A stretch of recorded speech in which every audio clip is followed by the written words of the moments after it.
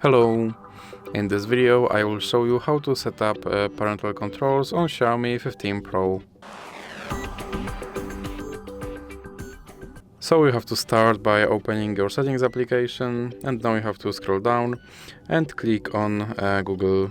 Then click on all services, and now you have to scroll down and click on parental controls. Then click let's do this and click sign in. Now you have to enter your lock screen pattern. And here you have to enter your parent email address. Then click next.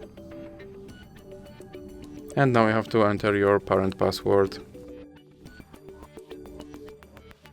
Then click I agree. And click accept. Now click on supervise and click next. And here you have to enter your parent email address.